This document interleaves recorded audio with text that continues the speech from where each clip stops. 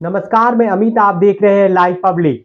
इस वक्त की सबसे बड़ी खबर यही है जो कि इंडिया अलायंस की तरफ से सामने आ रहा है कि इंडिया गठबंधन अपनी पहली साझा रैली अब भोपाल की बजाय नागपुर में करने जा रही है और ये रैली अगले महीने यानी नवंबर के पहले सप्ताह में प्रस्तावित है। जबकि एनसीपी चीफ शरद पवार ये चाहते हैं कि नवंबर में जब मीटिंग हो तो उसी दौरान नागपुर में विपक्षी पार्टी इंडिया अलायंस की एक बैठक भी हो जाए।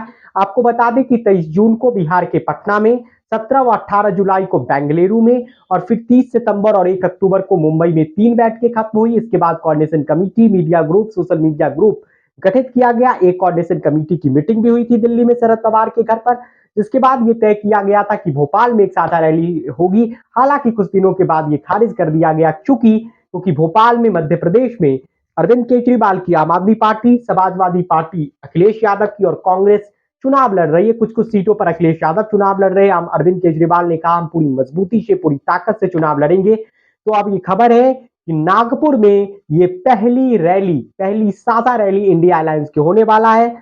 संघ का गढ़ है, संघ का मजबूत किला है और है नागपुर, और यहीं से सांसद बनते हैं नितिन गडकरी जो देश के केंद्रीय परिवहन मंत्री हैं। यानी नागपुर में रैली चुनने के पीछे कुछ कारण है। पहला कारण कि महाराष्ट्र देश का सबसे सर्वाधिक लोकसभा सीटों की संख्या से दूसरे राज्य है। उत्तर प्रदेश की 80 के बाद महाराष्ट्र में 48 लोकसभा की सीट है।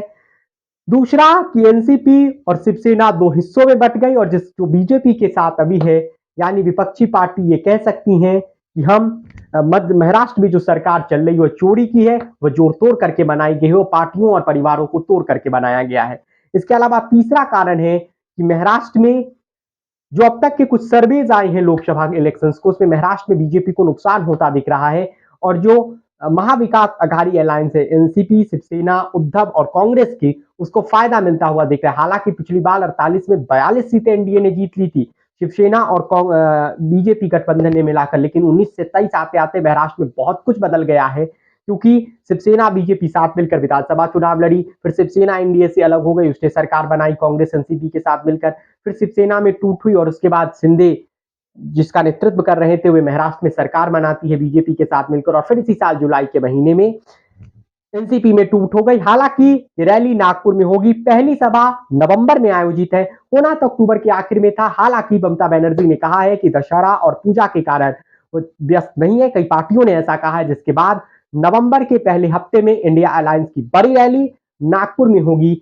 आने वाले दिनों में कुछ सभाएं और होगा, उसकी शुरुआत नागपुर से होने जा रही है और सीट शेयरिंग पर भी नागपुर की मीटिंग में एक और संभावित विचार विमर्श हो सकता है। ये वीडियो आप लाइव पब्लिक पर देख रहे थे। वीडियो कैसा लगा हमें कमेंट करके बताइए और चैनल को जरूर